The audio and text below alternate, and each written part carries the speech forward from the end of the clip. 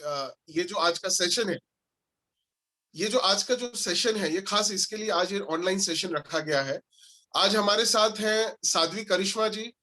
आप सब उनको जानते हैं, वो एक senior art of living teacher हैं और Pitampura Delhi temple of knowledge में अपनी सेवाएं देती हैं, अपनी सेवाएं प्रदान करती हैं। आर्ट ऑफ लिविंग संस्था में वो हजारों चैंटिंग कोर्सेस लेती हैं, वैदिक धर्म संस्थान की, और हैप्पीनेस प्रोग्राम्स भी लेती रहती हैं। तो आज का जो हमारा ये टॉपिक है वो बड़ा ही स्पेशल और बड़ा रोचक है। श्राद्ध कर्म और पितरों से रिलेटेड हम काफी सारे सवालों को अपने अंदर संजोए हुए हैं। काफी सारी चीजों को हम अपने अंदर, इनकी हमारी कुछ ना कुछ हमारे अंदर एक सवाल उठते हैं कि ये पितृ दोष क्या होता है, पितृपक्ष में हमें करना क्या चाहिए, पितरों के हम इनके हम ब्लेसिंग्स को कैसे प्राप्त करें अपने जीवन में। तो ये सिर्फ एक धार्मिक अनुष्ठान नहीं है, या एक सिर्फ एक धार्मिक स्टेटमेंट नहीं है, तो ये एक, इसके पीछे का एक विज्ञान भी छुपा हुआ है। तो ये विज्ञान क्या है, ये हमें आज जानना है, और इसी के लिए साध्वी करिश्मा जी आज हमें इसके पीछे का छुपा हुआ विज्ञान बताएंगी। तो मैं साध्वी करिश्मा जी को आमंत्रित करता हूं कि कृपया करके साध्वी जी आप आज हमें इस विषय पर प्रकाशित करें। जय गुरुदेव।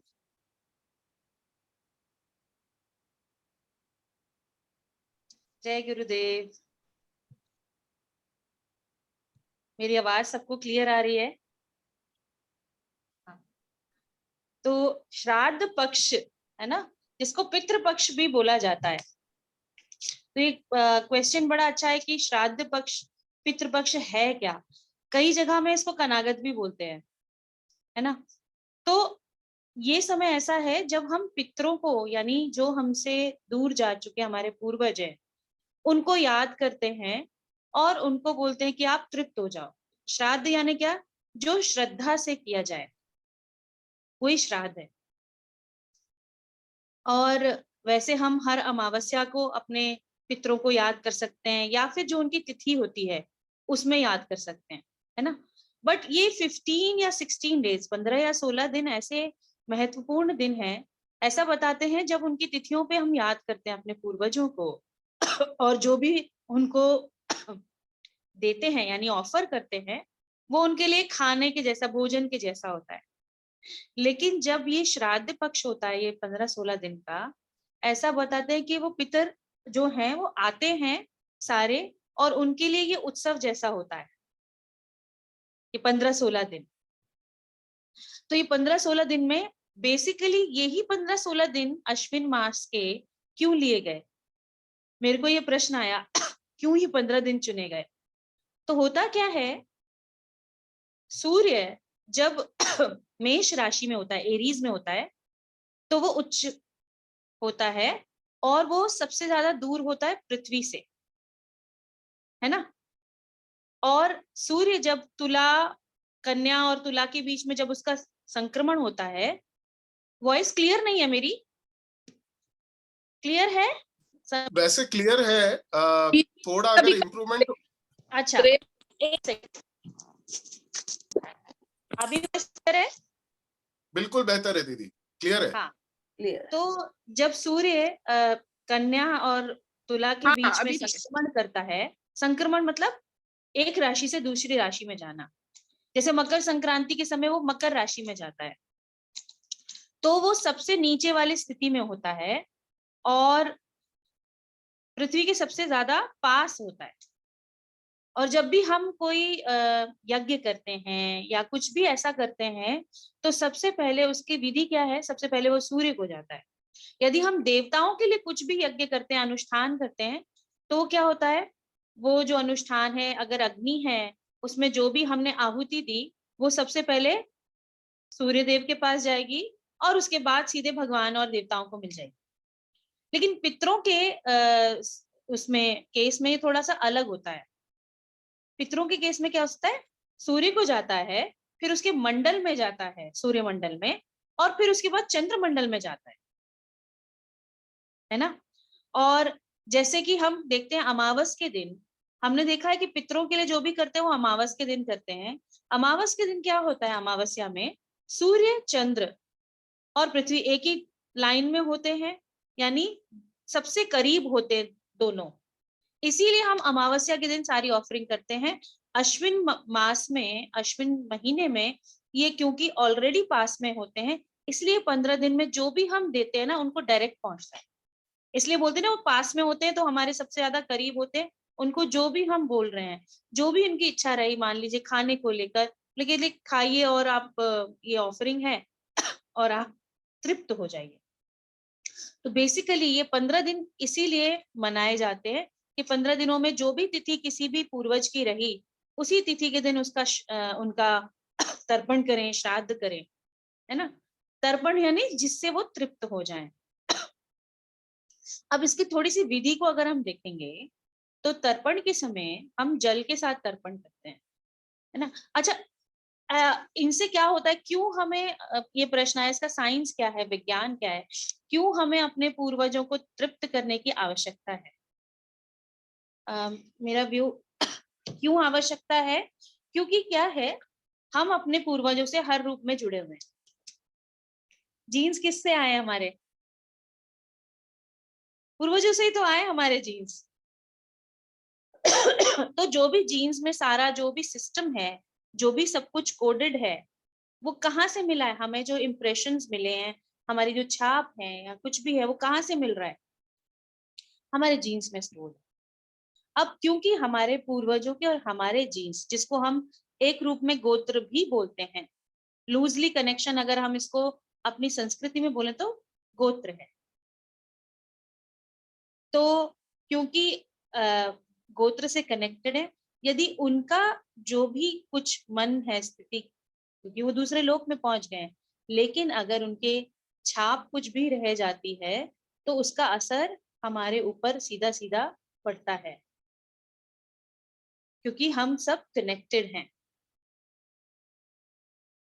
इसीलिए पितरों को तृप्त करना इसीलिए बहुत जरूरी है, बहुत इम्पोर्टेंट है ना।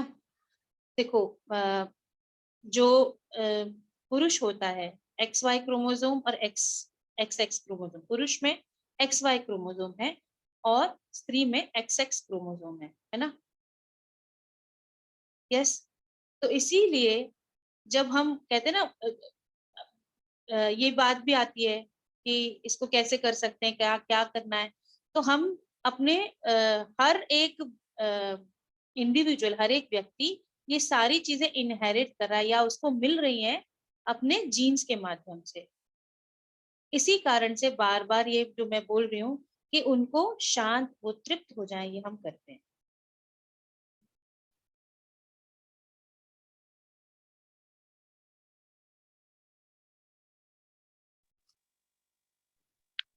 दीदी, ये बेसिकली जो आप कह रहे हैं अभी इस वक्त जीन्स में हमें मिलता है, यानी कि हमारे डीएनए का जो स्ट्रक्चर है, जिसके अंदर हम जेनेटिक कोडिंग अपने पूर्वजों से हम जो इनहेरिट करते हैं, तो ये बिल्कुल बेसिकली उसी तरीके की एक साइंटिफिक बात है। मतलब ये कितना एक हाई लेवल का साइंस है, जो जेनेटिक्स का, जो हमारे पूर्वजों को, हमारे ऋषि मुनियों को इसके बारे में पता था।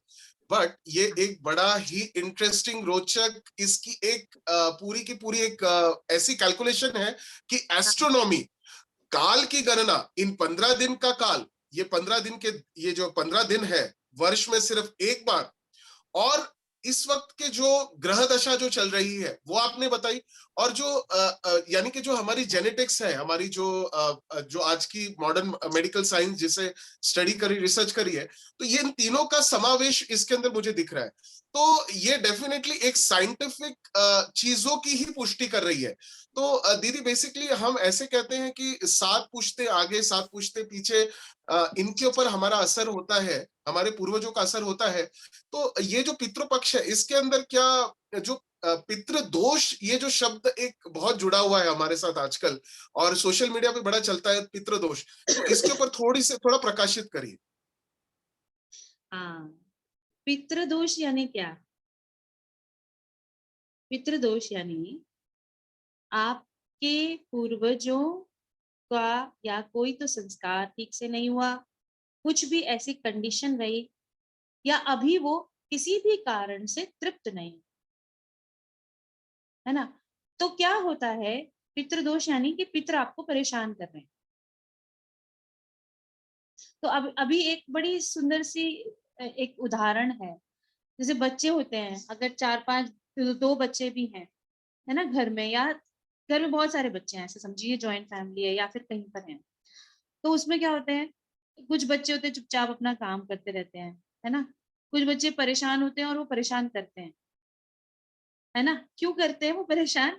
क्योंकि आप उन पे ध्यान नहीं दे रहे हो, उनको परेशानी हो रही है, तो वो क्या करेंगे, तरह तरह से आपको अट्रैक्ट करने की कोशिश करेंगे। कैसे? आपको परेशान करके। अगर आप नहीं सुन रहे हो उनको सिंपली नॉर्मल तरीके से, तो वो क्या करेंगे, अलग अलग टैंट्रम्स थ्रो करेंगे, इजंट इट, तरह तरह की चीजें करेंगे, नाटक करेंगे। ऐसे ही पितरों को, क्योंकि अभी हमारा कम्युनिकेशन उनसे जो संवाद है वो वाक रूप में नहीं हो सकता, शरीर रूप में नहीं हो सकता, तो वो पीड़ा के रूप में हमारे अंदर आ जाता है। वो हमें पीड़ा के रूप में, जिससे हम हमारा ध्यान उनके ऊपर जाए और हम उसके निवारण के लिए कुछ ना कुछ करें। इसी को पितृदोष बोलते हैं, है ना। अच्छा, अब ये बात आती है कि दोबारा से जो तुमने पूछा क्रोमोसोम का साइंस, देखो, हमारे जो माता पिता के जो भी भावनाएं हैं और हमारी भावनाएं, कुछ ना कुछ उनमें मिलता है, हमें हमारे माता पिता से कुछ ना कुछ गुण मिलते हैं। कई लोग नहीं बोलते वैसे ही आवाज है, वैसे ही बात करते हैं, वैसे ही करते हैं, तरीका भी वैसे ही है डीलिंग का, बिकॉज वो हमें मिल रहा है उनसे। तो हमारे, और उसी तरीके से हम इमोशनल भी होते हैं। कई बार हमारे इमोशन यानी हमारी भावनाएं और उनकी भावनाएं मिलती जुलती होती हैं, चाहे वो कितना भी दूर है ना। तो इसीलिए, क्योंकि हमारे जीन्स कनेक्टेड हैं, और वो जीन्स कहाँ से आए, हमारे माता पिता में, हमारे दादा दादी नाना नानी से आए और उनके आगे से आए। तो यानी अगर हम देखें तो ऊपर से चलती आ रही है ये बात, सबका हमारे पूर्वजों का हमारे ऊपर बहुत सूक्ष्म रूप में प्रभाव पड़ता है। इसी को हम जेनेटिक्स भी बोल सकते हैं, है ना। और ये तरह तरह की जो दिक्कतें हैं, कई बार हम ना, ये भी हो सकता है कि सामने से हमें दिक्कतें आ रही हैं, कई बार है ना अपने आप को ही हम एक्सप्रेस नहीं कर पा रहे, हमारे फुल पोटेंशियल को हम नहीं कर पा रहे। क्यों? क्योंकि ये दोष आ रहा है हमारे पूर्वजों से या हमारे परिवार से, ये हमने इनहेरिट किया, ये हमने लिया है उनसे। तो तर्पण क्या करता है, या ये जो श्राद्ध में जो हम करते हैं, उनको जब हम भाव से याद करते हैं, उनको बोलते हैं कि आप तृप्त हो जाइए, आपको जो भी चाहिए, जिस भी तरह की परेशानी है, ये सब निकल जाएगी, और आपको जो चाहिए, आप वो इच्छा बड़ी छोटी सी है आपकी, आप तो अब बहुत आगे बढ़ चुके हैं, आप तृप्त हो जाइए और उससे आगे की यात्रा आप तय करिए, है ना। मोक्ष ही हमारा लक्ष्य है, तो अब आगे की यात्रा तय कीजिए। हो सकता है और भी जन्म लेना है, पर क्योंकि वो तृप्त नहीं है तो जन्म भी नहीं ले पा रहे हैं, है ना कहीं ये समस्या आ रही है, कुछ सूक्ष्म पड़ा हुआ है, इसी कारण से ये करा जाता है। तो देखो, एस्ट्रोलॉजिकली, एस्ट्रोनॉमिकली, यानी वैज्ञानिक तौर पे अगर हम देखें तो ज्योतिष के अनुसार, खगोल शास्त्र के अनुसार, सब तरीके से ये बड़ा कनेक्टेड है, क्योंकि हम, हमारा ग्रहों का प्रभाव पड़ता ही है, मास कनेक्शन है। मास का अगर हम देखें, बड़ा मास हम पे, अगर हम वो गुरुत्वाकर्षण का फिलॉसफी लगाएं, साइंस लगाएं, तो वो प्रभाव हम पे पड़ता है। इसीलिए एस्ट्रोलॉजी साइंस निकल के आया, वे ज्योतिष निकल के आया।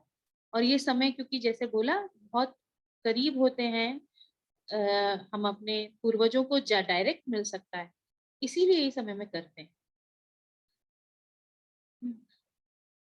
अब इसमें कुछ प्रश्न आते हैं कि भाई कैसे करना है, वो उस पर हम बात कर सकते हैं कि किस तरीके से करना है। क्या इसका, देखो, इसको भी बड़ा सिंबॉलिक बनाया गया, सारा सांकेतिक है, हर चीज बड़ी सांकेतिक है ना। ऐसा नहीं है कि डायरेक्ट पानी यहाँ डाल रहे हैं तो पानी सीधे पहुंच रहा है, हाँ है, कहीं ना कहीं पानी या जल से जो हम कुछ करते हैं, तो जल ना तृप्ति का भाव लाता है कि आप तृप्त हो जाओ। अच्छा, इतना सुंदर है कि हम जब तर्पण करते हैं तो क्या करते हैं, तिल होता है हमारे साथ में, जल होता है, कि जल और तिल मेल है। कुश की घास होती है ना। तो तर्पण करते हुए हम बोलते हैं कि भाई तिल है काला, ये तिल जैसी आपकी सारी इच्छाएं हैं। अब मैं आपको ये दे रही हूँ। थोड़ा सा दूध भी करते हैं, कई अलग अलग तरीके से होता है तर्पण भी। अब आप इसी को समझ के कि आपकी इच्छा भी कैसी है, तिल जैसी है, समान छोटी है, आप तृप्त हो जाइए। तो जिनको हम तर्पण करना या ये सब रीति रिवाज करना बहुत आवश्यक है। देखो कुछ हमारे पूर्वज ऐसे होंगे जिनसे हमारा सीधा सीधा संबंध रहा हुआ, यानी हमने जिनको अपनी दृष्टि से देखा, हमने जिनके साथ समय बिताया। कुछ ऐसे पूर्वज होंगे जो हमें नहीं पता, है ना। तो उन लोगों को भी तृप्ति मिल जाए, दूर दराज के भी कोई हो, उनको भी तृप्ति मिल जाए, ये बहुत आवश्यक। क्योंकि अगेन हम क्यों सब कोई कनेक्टेड हैं, है ना।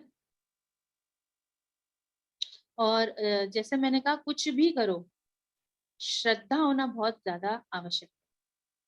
आपका भाव बहुत महत्वपूर्ण है। आप कितने भी अच्छे से पूरे रीति रिवाज से जो भी आपको पंडित जी ने गाइड किया है वो कर लिया, परंतु आपका भाव ही नहीं है, आपने मन से अपने पूर्वजों को याद ही नहीं किया, मन से ये नहीं बोला कि अब आप आगे चले, आपकी यात्रा में आगे बढ़े, तृप्त हो जाएं, और वो सच्ची में बड़े प्रार्थना पूर्वक मन से, ये बहुत इंपॉर्टेंट है। वो इम्पोर्टेंट है, वही उनको आगे बढ़ाए।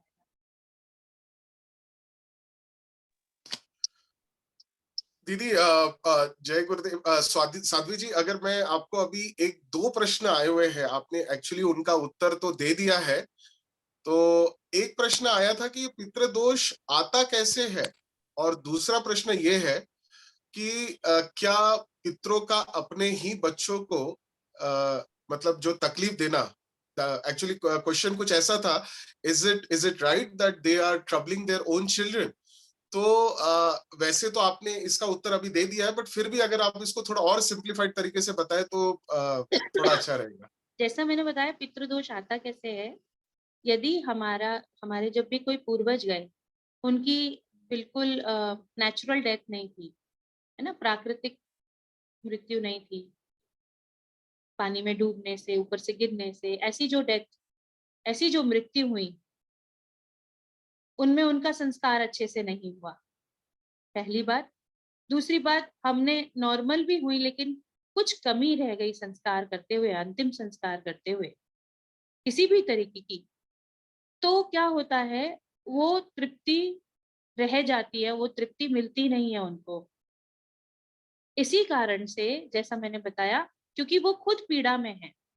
यदि हम इसका थोड़ा सा और विज्ञान में जाएं, ये अलग लोक में जाते हैं, और कुछ अपने कर्मों के कारण, और साथ में ये अगर कुछ श्राद्ध अच्छे से ना हुआ हो, पिंड अंतिम संस्कार अच्छे से ना हुआ हो, तो ये दोष लग जाता है, वो और दुखी होते हैं। दुखी होने के कारण से वो हमें, जैसे मैंने बच्चे का उदाहरण दिया, हमें किसी ना किसी रूप में बोलते हैं कि भाई हमारे दुख का निवारण करो, और अगर हमें नहीं इस पर ध्यान दिया, तो वो हमें कहीं ना कहीं परेशानी के रूप में करते हैं।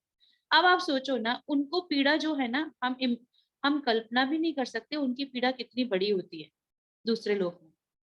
बहुत अलग तरह की पीड़ाएं हैं। यदि अगर ये हम अलग अलग तरह का जो गरुड़ पुराण है और सबको पढ़ें, तो हमें पता चलेगा उनकी पीड़ाएं बहुत अलग ही स्तर की होती हैं। तो इसी कारण से कहीं ना कहीं वो हमें बताते हैं या जताते हैं कि अब हमको आगे बढ़ाओ, तुम ही, क्योंकि तुम ही आगे बढ़ा सकते हो। अगेन, कनेक्शन किसके साथ है? हमारे साथ ही तो है। हमारा देखो, अगर देखा जाए, तो यदि काम करवाना होगा तो हमारा कहते हैं ना, हक किस पे आता है, बस किस पे चलता है? अपने घर वालों पे। यस और नो? कहीं ना कहीं वो हक भी रहता है ना। तो क्योंकि हम उनसे कनेक्टेड है लीनिएज वाइज, गोत्र के अनुसार, इसीलिए वो हमसे कहते हैं। तो वो पुत्र दोष हमें इसीलिए बोल रहे हैं कि क्यों परेशान कर रहे हैं वो हमें, क्योंकि हम तो उनके बच्चे हैं, क्योंकि हम ही उनको शांति भी दे सकते हैं, और कोई नहीं दे सकता, है ना। समझ में आ रहा है? और दूसरा प्रश्न था किस चीज को लेकर था, एक बार मुझे दोबारा बताएं। ये दूसरा प्रश्न ऐसा था साध्वी जी कि हाउ इज इट राइट कि जो पितराज है वो अपने ही बच्चों को ट्रबल कर रहे हैं, ट्रबल, दे आर वही मैं ट्रबलिंग देयर बताना ओन चाहती हूँ, चिल्ड्रन। हम ही उनका निवारण कर सकते हैं, उनके ट्रबल का भी हम ही निवारण कर सकते हैं। इसीलिए जब हमें नहीं समझ में आता तो वो थोड़ा सा हमें ट्रबल देते हैं, जो हमें बहुत ज्यादा भी लगता है, ऐसा नहीं है, पर उनका ट्रबल बहुत ज्यादा है। अच्छा, जिसके किसी के ऐसा बोला बच्चे ना हो, तो ये सारा विधान है। कोई भी आपके परिवार में से जब हम तर्पण देते हैं, आज जैसे पंडित जी जब कल जब कराएंगे आपको, तो वो बोलेंगे आपके डैश, ये आपके, ये आपके, ये आपके, ये, तो मतलब सारा विधान है कि कोई ना कोई आपके परिवार में से तर्पण कर सकता है। यदि आपके बच्चे ना हो, आपके परिवार में आपके भाई, आपके क्या कहते हैं, भतीजे या कोई भी तर्पण कर सकते हैं। सिर्फ बच्चे हों ऐसा नहीं है, वो भी तर्पण कर सकते हैं आपका। जैसे हम भी जब बात कर रहे हैं कि कोई भी पूर्वज का हम तर्पण कर सकते हैं, इसका मतलब कोई भी कर सकता है, कोई भी रिश्ता हो, कोई भी संबंध हो, उसका तर्पण किया जा सकता है। इनफैक्ट ये भी विधान है कि सौतेले भाई बहन, माँ बाप, सबका तर्पण किया जा सकता है। अब इसमें कुछ एक बड़ी सुंदर सी बात यह है कि अलग अलग तिथियां जो हैं वो सॉरी, अलग अलग तिथियां अलग अलग चीजों को दर्शाती हैं। जैसा पहली तिथि है जिसको प्रतिपदा बोलते हैं ना, जब इसमें तर्पण करते हैं और हम व्रत रखते हैं या फिर विधि विधान का क्या कहते हैं, विधि विधान से करते हैं सब चीजें, तो उससे क्या होता है, पहले प्रतिपदा को करने से हमें धन में वृद्धि होती है। दूसरे दिन करने में यानी द्वितीया को करने से हमारे संतान में वृद्धि होती है, यानी संतान का लाभ होता है। जैसे कई बार ये परेशानियां होती है ना, तो ये करना चाहिए। तीसरे दिन करने पर हमें हमारे जो व्यापारिक है वो बढ़ना लगता है, व्यापार बढ़ने लगता है। चौथे दिन करने से क्या होता है, हमारे शत्रुओं से हम जीत पाते हैं। पंचमी के करने से हमें हर तरह की समृद्धि होती है। ऐसे ही षष्ठी को करने से हमें यश मिलता है। सप्तमी को करने से हमें आध्यात्मिक बल मिलता है। अष्टमी को करने से हमें कहते विवेक मिलता है। नवमी को करने से हमें जो महिलाएं हैं, स्त्री हैं, नारी हैं, उनसे लाभ मिलने लगता है, उनके द्वारा हमें आशीर्वाद मिलने लगता है। दशमी को करने से जो भी हम कार्य लेते हैं वो सफल होता है। एकादशी को करने से क्या होता है, हमारे जो बच्चे हैं उनकी समृद्धि होती है, हर तरीके से उनमें विवेक आता है। ऐसे ही जब हम प्रदोष के दिन 12वें दिन करते हैं तो हमें अ, अ, शिक्षा से लाभ होता है। त्रयोदशी के दिन 13वें दिन करने में हमें क्या कहते हैं, वाहनों का लाभ होता है, आशीर्वाद मिलता है और शांति, अ, लंबी आयु, ये सब मिलती है। और अमावस्या के दिन करने से क्या होता है, जो भी किसी भी दिन नहीं कर पाया तर्पण श्राद्ध, तो वो अमावस को करना है। क्योंकि अमावस्या मैंने क्या बताया, अमावस के दिन सूर्य, चंद्र और पृथ्वी एक ही दूरी में, एक ही लाइन में होती है, तो सबसे पास होता है सूर्य और चंद्र। और स्पेशली इस महीने में, अश्विन मास में, तो हमें सारे पूर्वज पास में ही होते हैं। तो इस दिन तर्पण सभी पूर्वजों का हम कर सकते हैं। यदि किसी कारण से किसी भी तिथि पर हम तर्पण नहीं कर पाए, हम इस दिन करें।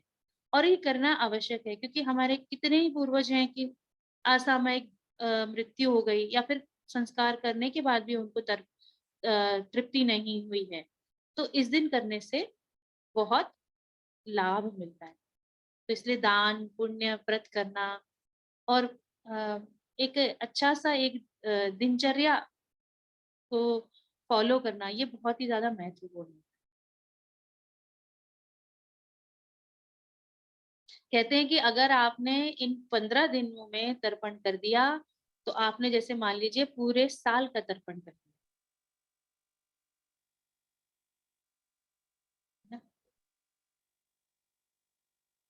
अच्छा, एक बड़ी सुंदर सी भी कहानी है महाभारत में, क्योंकि इसको कनागत भी बोलते हैं कई जगह, है ना। कनागत मतलब कर्ण प्लस आगत। तो महाभारत में क्या हुआ, जब कर्ण पहुंचे पितृलोक, पर कर्ण ने ना पूरे अपने जीवन भर हर तरह की क्या कहते हैं, धन, सोना, सब सब दिया, पर कभी भी भोजन का दान नहीं किया, अन्न दान नहीं किया। तो क्या हुआ, जब उनकी आत्मा पहुंची तो बहुत भूखे थे, ये कहानी है ना। तो बहुत भूखे थे और बहुत भूख लग रही थी उनको। तो अब उनको तो लेकिन सोना ही सोना दिख रहा है, लेकिन अन्न नहीं दिख रहा। तो बोले कि भाई आपने अन्न दान नहीं किया, इसलिए आपको भी ऊपर नहीं मिला।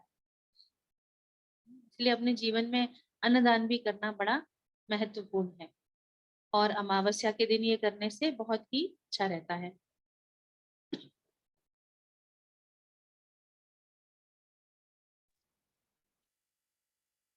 जय गुरुदेव। साध्वी जी, मैं एक चीज जो अभी तक आपने जो भी ज्ञान अभी जो शेयर किया है, मुझे ऐसा फील हो रहा है कि हम कितने सौभाग्यशाली हैं कि हम गुरुदेव की छत्र छाया में हैं। उनके गाइडेंस में ये जो तर्पण के हमारे यहाँ पे जो प्रोग्राम चलता है, वैदिक धर्म संस्थान के तरफ से, जो हमें बिल्कुल करेक्ट तरीके से किस तरीके से ये तर्पण किया जाए श्राद्ध पक्ष में पितरों के लिए, तो ये किया जा सकता है और गुरुदेव की खास ब्लेसिंग्स और ग्रेस इसमें होती है। तो इस ये जो पद्धति है, इसके बारे में थोड़ा सा आप प्रकाशित करें। अ, दोबारा से एक बार बताएं, कौन सा पद्धति? अगर अगर अगर कोई इसे तर्पण, जैसे अभी आपने कहा कि तर्पण किया जा सकता है, तो ये तर्पण करने की हमारे यहाँ पे क्या विधि है, इसे कैसे किया जा सकता है? क्या हमें इसे इसके लिए कोई एनरोलमेंट करनी पड़ती है, कोई रजिस्ट्रेशन करना पड़ता है, इसकी क्या विधि है? तर्पण के लिए ना, पहले तो थोड़ा सा तर्पण में और बता देते हैं। जैसे कई बार ऐसा होता है, हमारा हमारे पूर्वजों के साथ कुछ अच्छा संबंध भी ना हो, है ना। अच्छे इमोशंस नहीं शेयर करे हमने, नेगेटिव रहे, नकारात्मकता भावनाएं भी रही, तो तर्पण से सब क्या होता है, हर तरह की नकारात्मकता कभी भी किसी समय भी रही, वो मिट जाती है। हमारी भी, हमारे अंदर से भी और उधर से भी। तो यानी वो एक क्लेंजिंग, वो एक शुद्धता आ जाती है। हम्म। अच्छा, इसको करते कैसे हैं, पद्धति क्या है? गुरुदेव के आशीर्वाद से सबसे इम्पोर्टेंट हमारे इसमें रहता है कि श्रद्धा होनी चाहिए। और पद्धति में तर्पण की पद्धति ऐसी है कि जल चाहिए होता है हमें, तिल चाहिए होता है, जैसे थोड़ी देर पहले बोला, जौ भी रखते हैं, और कुश रखते हैं। कुश मतलब विष्णु जी का क्या कहते हैं ना, विष्णु जी को दर्शाता है। तो विष्णु जी देखिए, अगर अगर पृथ्वी पे संभाले हुए हैं, तो पृथ्वी के जो राजा हैं, या कहते हैं ना पालन करता है, वो तो विष्णु जी ही हैं। तो आपने देखा है कि 8 महीने तक विष्णु जी पूरे ब्रह्मांड को संभालते हैं, पृथ्वी को साथ में संभालते हैं, और 4 महीने के लिए रेस्ट पे जाते हैं, जैसे कि जब शुरू होता है अपना श्रावण से। तो यानी विष्णु जी का महत्व बहुत ज्यादा है हर तरीके से। तो विष्णु जी को जो दर्शाता है, वो कुश की घास दर्शाती है। तो हम क्या करते हैं, इसमें तर्पण की विधि में हम सबसे पहले बोलते हैं कि देवताएं, सारे देवता तृप्त हो जाएं, क्योंकि सारा जो आशीर्वाद है, सारा जो चलाने वाले तो देवता ही हैं, ऊपर है ना, देवलोक। अब ऋषि ज्ञान, देवताओं से हमें जो ज्ञान आ रहा है, वो ऋषियों के द्वारा आ रहा है। सप्त ऋषि और भी ऋषि, और हमारा लीनियज भी, यानी हमारा गोत्र भी वहीं से आ रहा है, ऋषियों के द्वारा आ रहा है। तो इसीलिए फिर हम बोलते हैं कि सारे ऋषि भी तृप्त हो जाए। तो हम जल के द्वारा उनको तर्पण करते हैं। तर्पण मतलब तृप्त करने की विधि, हाथ से ऑफर करते हैं। इसके बाद हमारे पूर्वजों की बारी आती है। देवताओं का तर्पण हम पूर्व दिशा में करते हैं, ऋषियों का तर्पण हम उत्तर दिशा में करते हैं, और जो हमारे पूर्वज हैं उनका तर्पण हम दक्षिण दिशा में करते हैं, क्योंकि दक्षिण दिशा में उनको स्थित माना जाता है। तो तर्पण करते समय जब हम अपने पितरों का तर्पण करते हैं, तब उस समय हम तिल का उपयोग करते हैं, यही याद दिलाने के लिए उनको कि भाई आपकी जो सारी इच्छाएं हैं वो कैसी हैं, तिल के समान है, छोटी हैं, कम है। ये ब्रह्मांड बहुत बड़ा है, आपकी यात्रा बहुत सुंदर है, आप छोटी इच्छाओं में मत फंसिए, आगे बढ़िए। और जो भी आपको कमी लग रही है, मैं यहाँ से आपको जल दे रहा हूँ, है जल दे रही हूँ, आप तृप्त हो जाइए। देखो, हमें तृप्त पानी ही करता है, प्रेम ही हमें तृप्त करता है, पानी प्रेम को भी दर्शाता है। हाँ, तो आप तृप्त हो जाइए, क्योंकि अल्टीमेटली हम प्रेम को ही अनुभव करना चाहते हैं। अगर देखा जाए तो ये आनंद का अंदर हमारे भीतर जो आनंद है उसका अनुभव करना चाहते हैं। तो आप तृप्त हो जाइए, आगे बढ़िए और आगे हमें आशीर्वाद दीजिए। तो ये तर्पण की विधि है। उसमें अलग अलग मुद्राओं में तर्पण होता है, जो हमारे पंडित जी बताते हैं ना। अगर हम बोले देवताओं को तर्पण ऐसे देते हैं, ऋषियों को तर्पण थोड़ा मेरे ऋषियों को जब तर्पण देते हैं तो इस तरह से देते हैं, है ना। और जब हम पूर्वजों को तर्पण देते हैं तो इस तरीके से देते हैं, अपने अंगूठे से। तो ये अलग अलग तरह की विधि है। कुश को रखने की भी एक तरीका है, कुश की जो घास होती है, तो वो एक विधि है ना।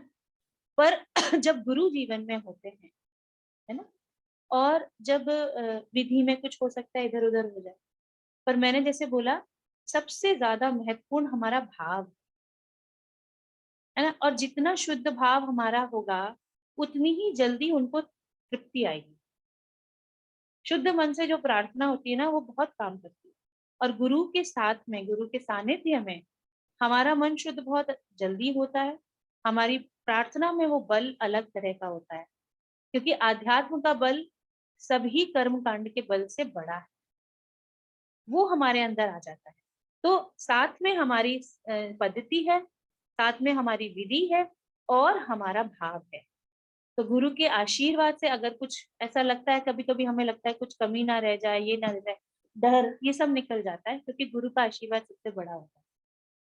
और एक चीज और है, गुरुदेव ने इसको बड़ा सहज कर दिया है, बड़ा आसान कर दिया है। अभी हम घर पे बैठ के भी कर सकते हैं, रोज तर्पण कर सकते हैं। हमें पंडितों को बुलाने की या जाने की आवश्यकता नहीं है, घर में बैठ के भी कर सकते हैं। क्योंकि जो महत्वपूर्ण है वो हमारा भाव हो गया, पद्धति के साथ, विधि के साथ हमारा भाव।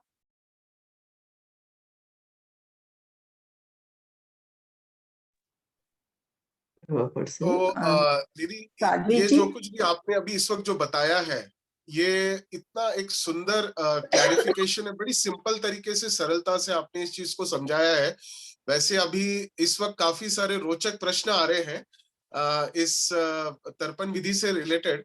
तो बेसिकली क्या है ना साध्वी जी, अगर हम इस चीज को अगर समझने की कोशिश करें कि जो शरीर में नहीं है बट अपनी पीड़ा को व्यक्त करने के लिए हमारे तक जो उनकी एनर्जी आ रही है, उनकी पीड़ा की जो एनर्जी आ रही है, उसके वजह से ये जो तकलीफ हम अपने जीवन में अलग अलग तरीके की बाधाओं के रूप में देखते हैं, तो उसके लिए, उनके पीड़ा के इस निवारण के लिए हम इस तर्पण को पितृ पक्ष में करते हैं, खासकर इन 15 दिनों के काल में।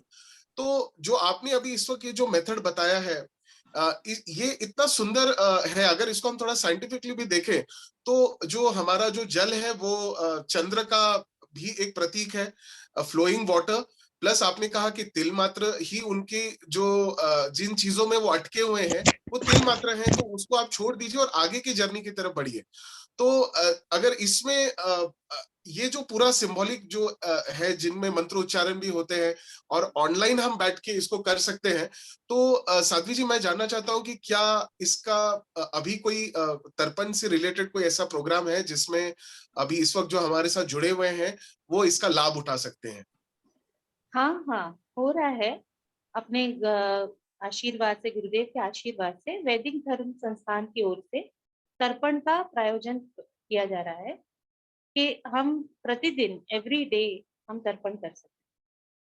तो कहते हैं ना, वो 15 दिन में कर लो तो पूरे साल का तर्पण हो गया। तो अभी दिल्ली वीडीएस के माध्यम से अरुणिमा जी हमारे साथ आई थिंक जुड़ी भी होंगी। तो उनके द्वारा ये ऑर्गेनाइज किया जा रहा है, जहाँ हमारे दिल्ली पीतमपुरा में ही तर्पण हमारे पंडित जी के माध्यम से हो रहा है।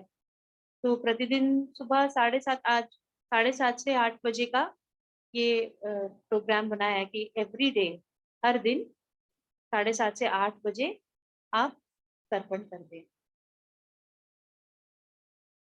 तो कुछ सामग्री लेके, वो एक लिंक है इसमें, वो जिनको चाहिए होगा वो शेयर कर सकते हैं, वो रजिस्टर कर सकते हैं।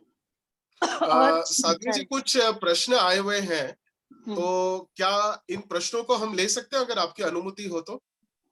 हाँ हाँ, ले सकते।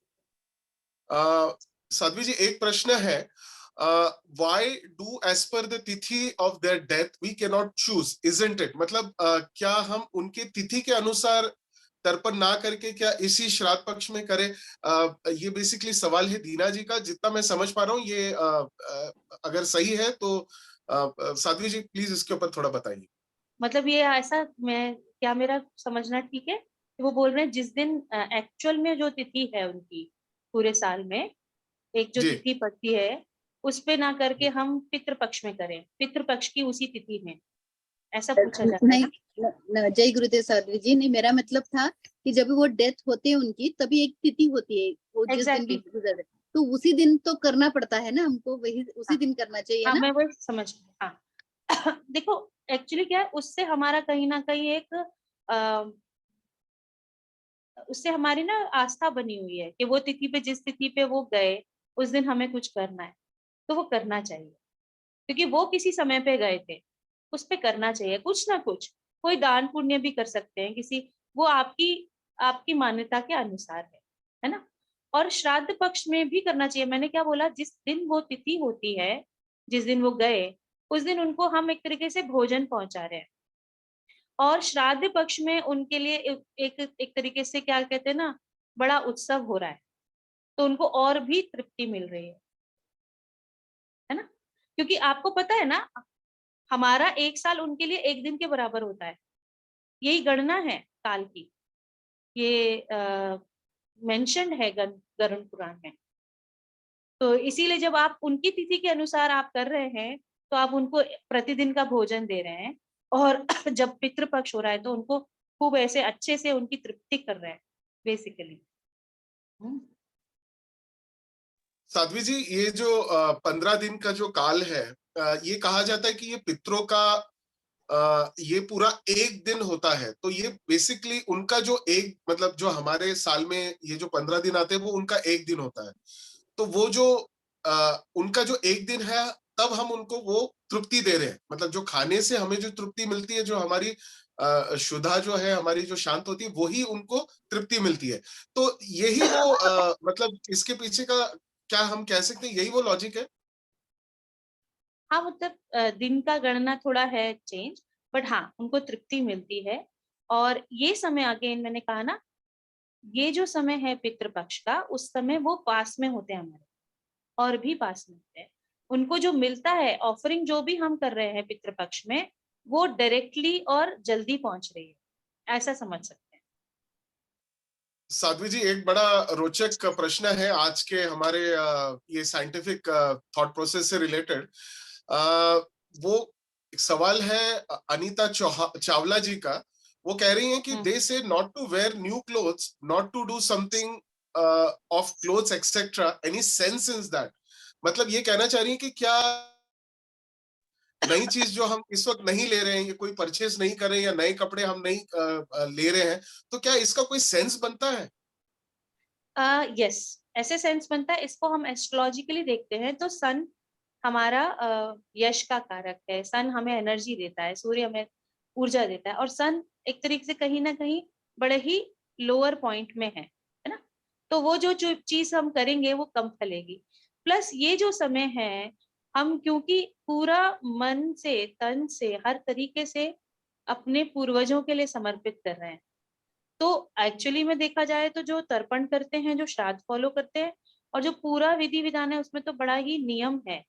उसमें कपड़े नए के अलावा भोजन के ऊपर बड़ा नियम है, काफी सारा नियम है। वो हम इतना ना फॉलो करें, बस इतना कर सकते हैं कि हाँ, इन समय में, क्योंकि वो इतना फल फलेगा नहीं, ये पूरा समय केवल और केवल पितृ हमारे आसपास हैं। पितृ अभी चाह रहे हैं कि आप कोई भी चीज पे ध्यान मत दो, हम पे ध्यान दो। तो हमारा कोई भी नया कार्य है, कोई भी नई चीज, वो देंगे ना, फलवाएंगे। क्योंकि एक्चुअली में कोई भी कार्य होता है, आपने देखा होगा, उसको पितरों को याद, देवताओं को याद करते हैं, अपने ऋषि मुनियों को याद करते हैं, होता ही है। और पितरों को भी याद करते हैं। अलग अलग मान्यताओं में कुछ नहीं होता, कुछ चीज खो जाती है, कुछ खराब होने वाला था, तो मैंने देखा है लोग क्या करते हैं, घर में कुछ पैसा उठा के रख देते हैं, अपने पितरों को याद करते हैं, जिसको वो बोलते हैं हमारे घर के देवता। तो क्योंकि हमारे काम सारे उनसे ही बनेंगे, उनके आशीर्वाद के बिना तो हमारे काम नहीं बन पाएंगे, ये पक्की बात है। तो होता क्या है, इस समय में कोई भी नया कार्य करते हैं तो वो आशीर्वाद उनका किसी और समय में मिल सकता है। इस समय में वो चाहते हैं कि आप हमें, अगर मैं इसको एक बड़ा सिंप्लीफाइड लैंग्वेज में बात करूं, तो वो चाहते हैं कि आप ना अभी किसी पर ध्यान मत दो, कोई नई चीज पे ध्यान मत दो, कोई नया कार्य मत करो, हम पे ध्यान दो, हमको तृप्त करो, और उसके बाद हम आपके सारे कार्य फलित करेंगे, हम सारे कार्यों में आपका सहयोग करेंगे, हमें तो तृप्त करो पहले। अगर मैं बहुत ही सिंप्लीफाइड लेमन लैंग्वेज में बात करूं तो इसीलिए बोलते हैं कि नया कपड़ा मत लो, नया कार्य मत करो। ये समय में वैसे भी चातुर्मास में बहुत कम ही होता है। चातुर्मास का ये सिर्फ पितृपक्ष का नहीं है, श्रावण से लेकर देवशयनी एकादशी से लेकर देव उठनी एकादशी तक, है ना, चातुर्मास का समय होता है। 4 मास होते हैं, 4 मंथ्स अराउंड। उस समय नए कार्य करने से मना करते हैं। कोई भी स्पेशल अगर करना भी है तो पंडित से कुछ मुहूर्त निकाल के, कोई स्पेशल टाइम है उसमें कुछ ना कुछ करते हैं। अदरवाइज इट इज सेड कि इस समय ना करें, बिकॉज वो टाइम ही ऐसा है, वो एनर्जी का टाइम है। सूर्य का बहुत प्रभाव है हमारे ऊपर। सूर्य की जो चाल होती है वो दक्षिण की ओर चली जाती है बजाय उत्तर की ओर। जब उत्तर में सूर्य होता है तो हमें वो ऊर्जा अलग लेवल पे देता है। अभी देखिए ना, हमारे भीतर में सूर्य का एलिमेंट है, अग्नि के रूप में है, सूर्य से ही हमारा सारा कार्य चल रहा है।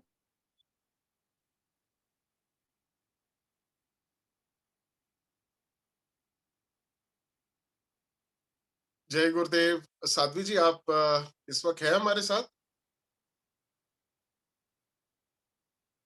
आई थिंक थोड़ा सा कुछ कनेक्शन का इशू हो गया है। हाँ जी, साध्वी जी आप आ गई हैं? हाँ हाँ, वो शायद कुछ हुआ। मैं ये कह रही थी कि सूर्य से हमारा बड़ा स्ट्रॉन्ग संबंध है। तो ये चातुर्मास के समय में सूर्य की जो गति होती है वो दक्षिण की ओर चालू हो जाती है ना। और जैसे ही चातुर्मास के बाद दक्षिण में ही रहती है, परंतु एक कहते हैं ना, एक तो विष्णु जी आ जाते हैं जो पालन करता है, तो वो हमारा सारा संभाल लेते हैं। सारे जो मैनेज, अच्छा आप कुछ स्टार्ट भी कर दोगे तो मैनेज कौन करेगा उसको? कहीं ना कहीं वो शक्ति, उसको पालन करने की शक्ति हमें विष्णु भगवान से मिलती है। उस समय ये चीज थोड़ी कम रहती है, इसीलिए बोलते हैं कि ये इसको चातुर्मास के बाद शुरू करो। और पितृपक्ष में तो बिल्कुल भी नया कुछ मत लो, ना कुछ करो। थोड़ा सा समय भीतर जाओ, अंदर जाओगे, भीतर जाओगे, क्योंकि अगर हम नया कुछ ले रहे हैं तो हम बाहर की ओर जा रहे हैं, पर जब हम कुछ नहीं ऐसा कर रहे तो हमारे पास वो समय अंदर की ओर जाने का है। और जैसे ही हम अंदर गहरे में जाएंगे, हमारी प्रार्थना में भी वही बल बढ़ जाएगा। हमारे पूर्वजों के लिए जो प्रार्थना है उसका बल बढ़ जाएगा, हमारे पूरे व्यक्तित्व का बल बढ़ जाएगा। इसी कारण से ये सब में बाहर, बेसिकली अगर मैं इसको सिंपल बोलूं तो बहिर्मुखी ना होकर अंतर्मुखी हो जाओ, ये कारण है। बहुत ही सुंदर साध्वी जी। ये बेसिकली अगर मैं थोड़ा सा इसको छोटे से सिंपल सेंस में अगर एनालाइज करूं, तो जिनका ये प्रश्न था वो इसे साइंटिफिक सेंस और प्रैक्टिकल सेंस में पूछ रहे थे। तो अगर इसको हम देखें तो एस्ट्रोनॉमी का आपके ऊपर इफेक्ट हो रहा है, बायोलॉजिकल रिदम जो आपकी बॉडी की इस वक्त चल रही है, माइंड और बॉडी फिजिकल आपकी जो बायो रिदम चल रही है यूनिवर्स के अनुसार, उसका इफेक्ट इसमें देखा जा रहा है। और जो काल की गणना है, जो कि आपकी कैलकुलेशन है, which is simple pure mathematics, कि इस वक्त जो यूनिवर्स का रिदम है और अभी इस वक्त हमारा जो रिदम है, इन दोनों की जो समरसता है, उसमें सूर्य दैट इज सन, तो सन का जो प्रभाव हमारे ऊपर इस वक्त जो पड़ रहा है वो इस वक्त थोड़ा सा कम है। तो इसलिए इसको साइंटिफिकली इसलिए इसे कहा जा रहा है कि आप नई चीजों को शुरुआत ना करें। तो ये कितना सुंदर एक साइंस है जो हमारे पूर्वजों ने हमें दिया हुआ है। और जैसे गुरुदेव कहते हैं ना कि ज्ञान में रहो, आप जितना जीवन में ज्ञान में रहेंगे, सुदर्शन क्रिया को अपनाइए, अपने जीवन में हैप्पीनेस प्रोग्राम करिए, तो आपके जीवन में ही इतनी दिव्यता आ जाएगी कि हर एक इन पहलुओं को आप उबर पाएंगे। तो साध्वी जी, अगर कोई नए सवाल और हम थोड़े ले सके तो आपकी अनुमति हो तो ले सकते हैं? हाँ, एक दो ले सकते हैं। एक सवाल है, मेरे पापा के घर में कभी शांति नहीं रहती है, एस्ट्रोलॉजर्स कह रहे हैं पितृदोष है, क्या करना चाहिए? और साध्वी जी, एक दूसरा प्रश्न और है, 16 साल के सुजाता जी का प्रश्न है, 16 साल के इनके बेटे 17 साल पहले पास्ट अवे हैं, तो श्राद्ध करना ठीक रहेगा? 16 साल के 16 साल के इनके बेटे थे, वो 17 साल पहले गुजर गए हैं, तो क्या इनका श्राद्ध करना मतलब ठीक रहेगा? तो पहला प्रश्न लेते हैं।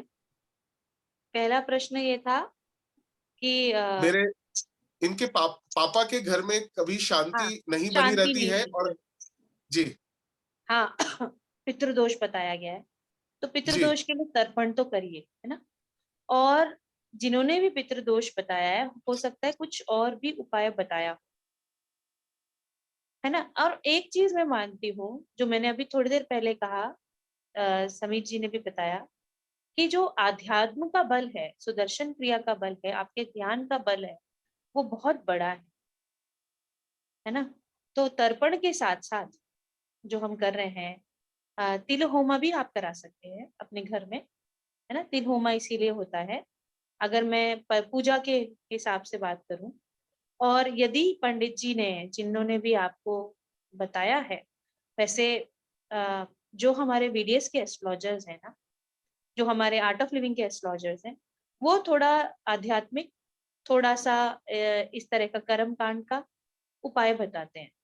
उससे क्या होता है, वो एक बड़ा ओवरऑल होता है, बजाय इधर उधर घूमने के, मैंने जो नोट किया है। तो उनसे भी हम बात कर सकते हैं, वरना जो उन्होंने बताया है और आपकी उनमें श्रद्धा है, आपके पंडित जी में, तो आप उनके अनुसार कर लीजिए। तिल होमा एक उपाय है, प्लस जो उन्होंने उपाय बताए वो आप कर लीजिए। तर्पण आप कल से शुरू हो ही रहा है, 15 दिनों के लिए तर्पण है, तो एवरीडे तर्पण तो करिए ही करिए। तर्पण तो मेरे को ऐसा लगता है हर किसी को जो उसके लिए योग्य है तर्पण के लिए, ऐसा बोलते हैं तर्पण में आपके कोई भी एक माता पिता में से कोई भी नहीं है, तो आप तर्पण कर सकते हो। तो वो कोई भी जो भी इस श्रेणी में आता है, इसके योग्य है, उसको तर्पण करना चाहिए। वो तो आप, मेरे को लगता है, कर ही देना चाहिए तर्पण। और उसके अलावा भी आपको कुछ लगता है कि आपके परिवार में, जो आपके पिताजी के घर में जो बताया गया उपाय, वो भी कर लीजिए। अपने एस्ट्रोलॉजर्स को भी और कांटेक्ट कर सकते हैं हम, तो इस तरीके से उधर निवारण हो सकता है। प्लस आप प्रार्थना में ना बहुत बड़ा बल होता है, तो आप ना प्रार्थना करिए। यदि कोई भी आप एक बड़ी सुंदर सी प्रार्थना आप ये कर सकते हैं, मेरे पिताजी को घर में भी बोलिए और आप भी करिए, कि कोई भी ऐसा व्यक्ति रहा है जो तृप्त नहीं है, जो चला गया है दूसरे लोक में, आप कृपा करके तृप्त हो जाएं, आप आगे बढ़ें। और यदि आपको कुछ ऐसा चाहिए जो जिससे आपको तृप्ति मिल सकती है और हम कर सकते हैं, तो हमें आप मार्गदर्शन करिए, ये बड़ा इंपॉर्टेंट है। आप हमें गाइड करिए, सो क्या होगा ना, आपको फिर वो गाइडेंस मिलती जाएगी, है ना। हम बड़ा कॉम्प्रिहेंसिव लेके चलें तो ये हो जाएगा। दूसरा पूछा कि 16 साल पहले मेरे 17 साल के बेटे की मृत्यु हो गई थी, उसका करना, श्राद्ध करना, आपको लगता है आपने उस समय किया होगा, और वैसे तो कहते हैं कुछ सालों तक करना चाहिए श्राद्ध, परंतु इस समय में अगर आप जो तिथि के अनुसार आप उसका जो भी रिचुअल है आपकी मान्यताओं के अनुसार करना चाहते हैं तो कर सकते हैं, है ना।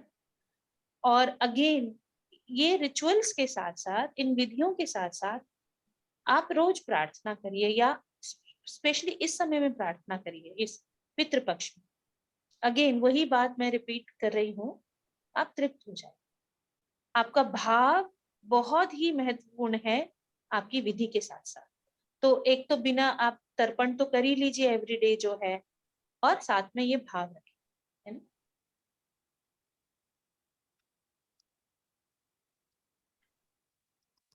जय गुरुदेव। साध्वी जी अभी जय गुरुदेव। साध्वी जी मैं ये कहना चाहता हूं अभी इस वक्त कि आपका अभी इस वक्त भगवत गीता से संबंधित एक प्रोग्राम अभी इस वक्त चल रहा है पितृपक्ष में।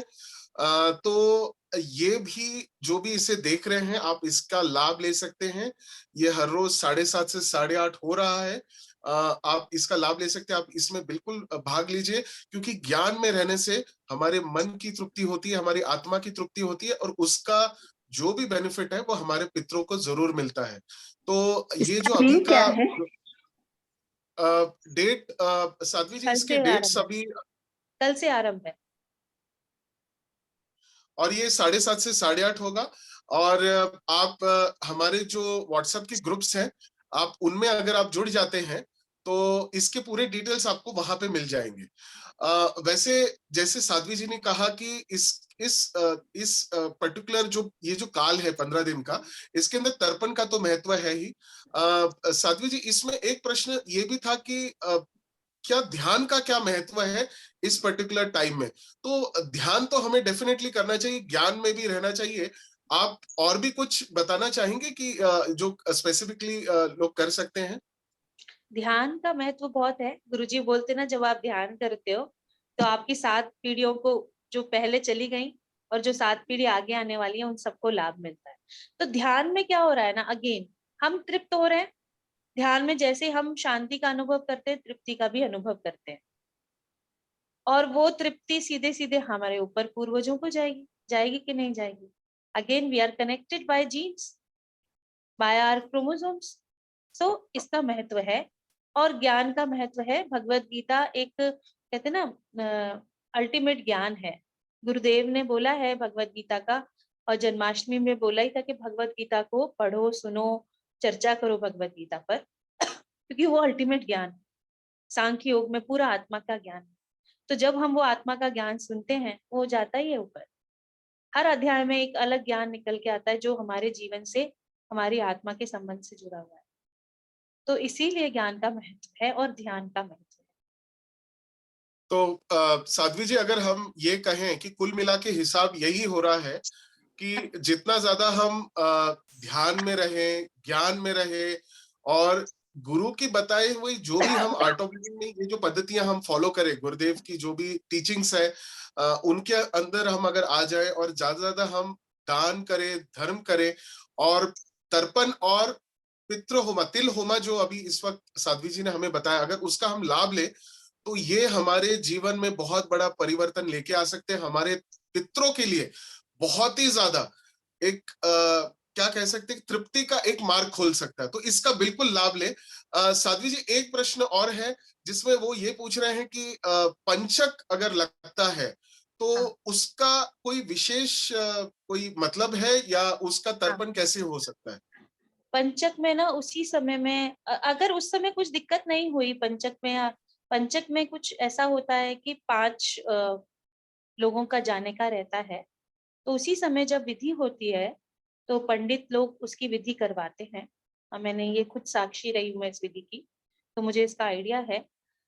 तो अगर वो हो चुका है, वो तो अब हो चुका, तो पूरा भी हो गया होगा। पंचक मतलब दाह संस्कार के, अंतिम संस्कार के समय ही रहता है वो, और अभी कोई उसमें परेशान होने की आवश्यकता बिल्कुल भी नहीं है ना।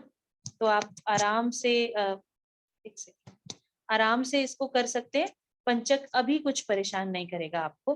फिर भी आपको लगता है तो आप तर्पण के समय में बोल दीजिए, किसी भी तरह से कोई तृप्ति अतृप्ति रह गई है तो तृप्त हो जाए। पंचक में होता वैसे है, ग्रह वो राशि का होता है उस समय। अगर आपका नक्षत्र, जब जब जिसने शरीर छोड़ा है उस समय अगर वो मीन राशि से कुछ 5 नक्षत्रों में से अगर एक नक्षत्र का समय है तो वो पंचक का समय होता है। और ऐसा बताते हैं कि 5 छोटे ही काल में 5 लोगों के जाने की वो रहती है, एक भय रहता है। इतना ही। अगर सागर भैया इस वक्त यहाँ पे हैं तो चैट बॉक्स में प्लीज आप हमारी जो लिंक्स है रजिस्ट्रेशन की, तर्पण के प्रोग्राम की, और साध्वी जी से जुड़ने के लिए जो भी व्हाट्सएप का हमारा लिंक है उसे आप प्लीज अभी इस वक्त चैट बॉक्स में ऐड कर दीजिए सागर भैया, मैं आपसे रिक्वेस्ट करता हूँ। और दूसरा, इस वक्त हमें जो भी यूट्यूब से देख रहे हैं तो आपके निदान के लिए हम उसे डिस्क्रिप्शन बॉक्स में हम इन चीजों को ऐड कर देंगे। प्लीज उन लिंक्स पे आप ऐड होइए और साध्वी जी के साथ इन्हीं ज्ञान चर्चाओं के लिए आपको रेगुलर अपडेट्स वहां पे मिल जाएंगे।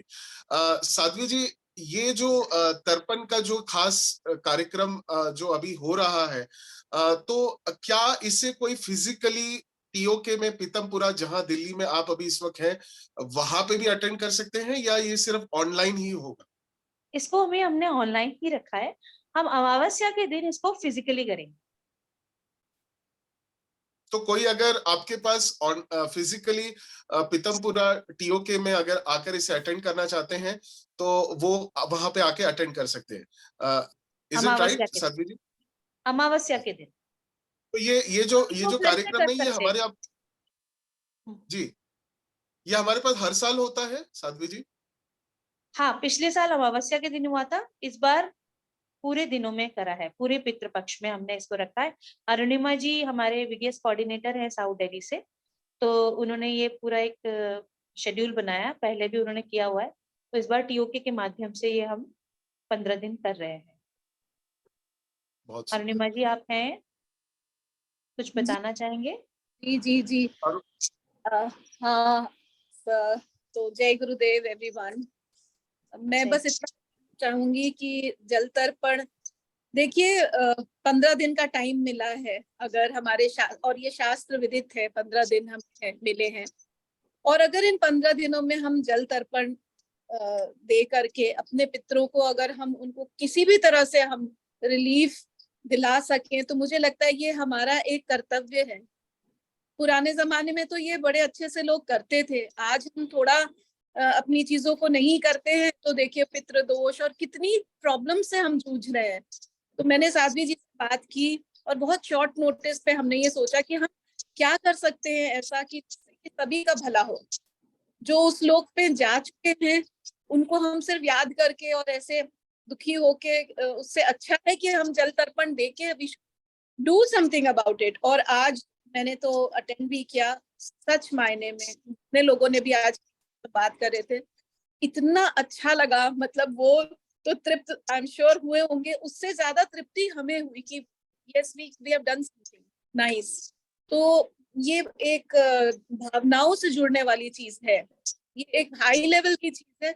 मैं सबसे कहूंगी कि देखिए इसको अपना कर्तव्य मान के करिए, और जहाँ गुरु की प्रेजेंस होती है ना तो वो आशीर्वाद मल्टीफोल्ड होता है। साध्वी जी की प्रेजेंस में हो रहा है ये जल तर्पण, बहुत अच्छे से हो रहा है, सब लोग करिए, लाभ उठाइए। 15 दिन की तो बात है तो अपना शेड्यूल थोड़ा एडजस्ट कर लीजिए, आई थिंक इतना तो बनता है ना अपने पूर्वजों के लिए। दैट्स इट, जय गुरुदेव। और लिंक शेयर कर दीजिए समीर जी सो दैट। यस यस, जय गुरुदेव अरुणिमा जी, थैंक यू सो मच, आपने बहुत ही सुंदर तरीके से ये बात बताई। अब मैं आपसे एक रिक्वेस्ट करना चाहता हूँ अरुणिमा जी, अगर आप कोई नंबर या लिंक इस वक्त जूम के चैट बॉक्स में अगर आप शेयर कर सकते तो कर दीजिएगा ताकि लोग आपको कांटेक्ट कर सके और इसका लाभ उठा सके। वैसे वक्त तो हो चला है कि हम इस सेशन के बिल्कुल एंड पे आ गए हैं, तो साध्वी जी मैं ये कहना चाहता हूं कि ये जो खास जो सेशन आज हमने जो हमने ये किया है, जो साइंटिफिक एस्पेक्ट्स को तो लेकर था ही, मतलब हमने देखा कि कैसे वक्त, टाइम, एस्ट्रोनॉमी, यानी कि जो अभी इस वक्त हमारा इसरो कर रहा है, एस्ट्रोलॉजी, जो हमारी यहाँ की पूरी जो काल की गणना है, एस्ट्रोलॉजी जो पास्ट प्रेजेंट और फ्यूचर की पूरी जो कैलकुलेशन है, वो कैसे पितृपक्ष को इस वक्त को कैसे इसका कैलकुलेशन है, और पितृ जो हम कहते हैं कि सटल फॉर्म में हमें इफेक्ट कर रहे हैं, हमारे पूर्वज हैं, हमारे जीन्स हमारे डीएनए में ही है, उनकी एनर्जी हम तक आ रही है।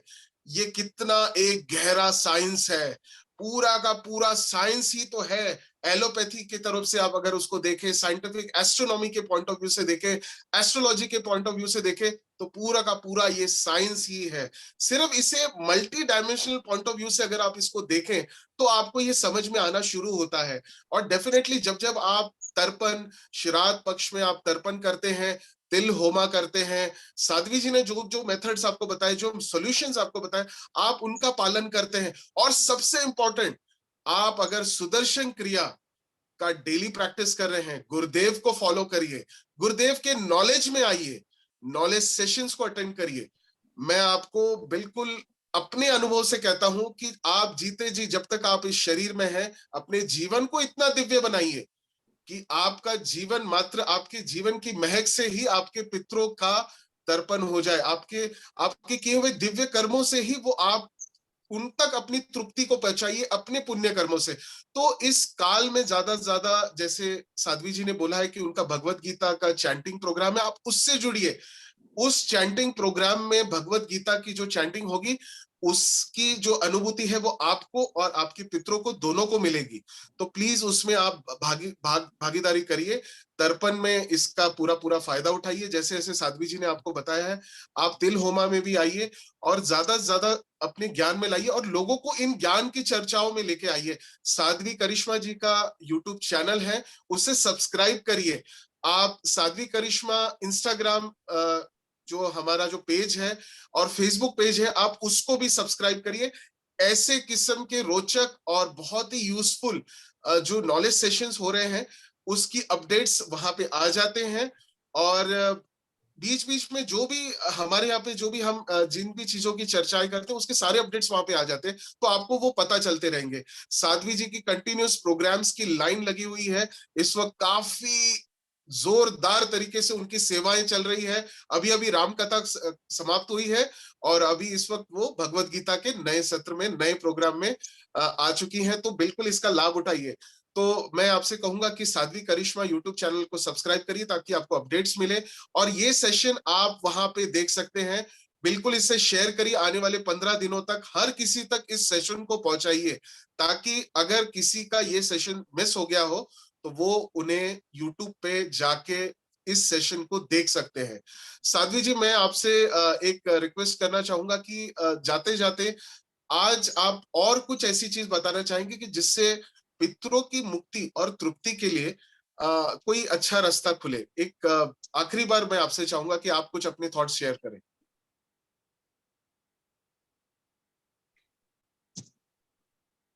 दान, सिर्फ भोजन का, इसका दान नहीं, लेकिन नॉलेज का ना, उनको एक इस तरह की तृप्ति में लाना, ये बहुत इंपॉर्टेंट है। देखो, जब हम खुद तृप्त हो सकते हैं तभी अपने पूर्वजों को तृप्त कर सकते हैं। कितने परिवार हैं जो किसी ना किसी तरह से परेशान हैं। अब जैसे किसी ने शेयर किया कि मेरे घर में प्रॉब्लम्स चल रही हैं, घर में माहौल अच्छा नहीं है मेरे पिताजी के घर में, तो वो ऐसे उन लोगों को सुदर्शन क्रिया का अनुभव करवाना, ध्यान का अनुभव करवाना, ये इम्पोर्टेंट है।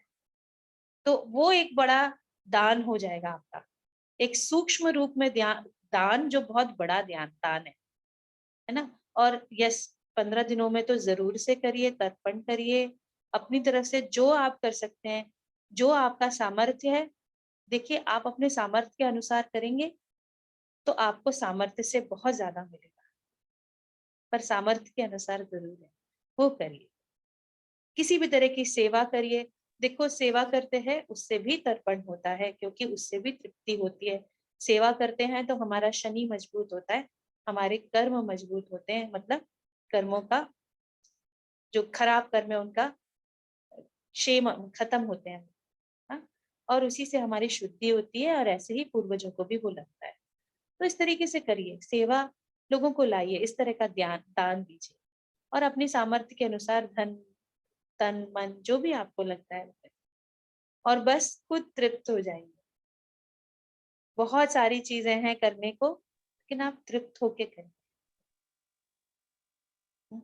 यही मुझे लगता है। बस गुरु मिल गए हैं, इससे बड़ा हमें कुछ और मिल ही नहीं सकता, ये मैं अपने अनुभव से कह सकती हूँ। बस ये इस सोच को लेकर तृप्त हो जाए, बस यही है। और सब तृप्त हो जाइए, खुश रहिए। और WCF आ रहा है गुरुदेव के साथ, आज शाम को शुरू हो जाएगा, रात को।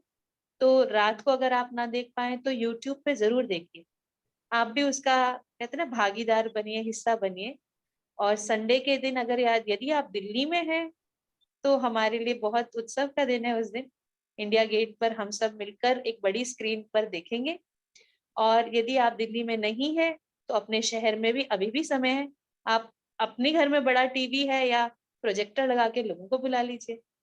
सो हैव दिस उत्सव, आप भी मनाइए, तो आप खुश भी रहेंगे तो आपके भी पूर्वज खुश रहेंगे, ये भी एक अच्छी बात है। But don't miss WCF। US नहीं जा पाए तो क्या हुआ, हमारे घर में US आ जाएगा। तो बस आप US ले आइए, तो हम सब दिल्ली वाले तो हम सब जाएंगे।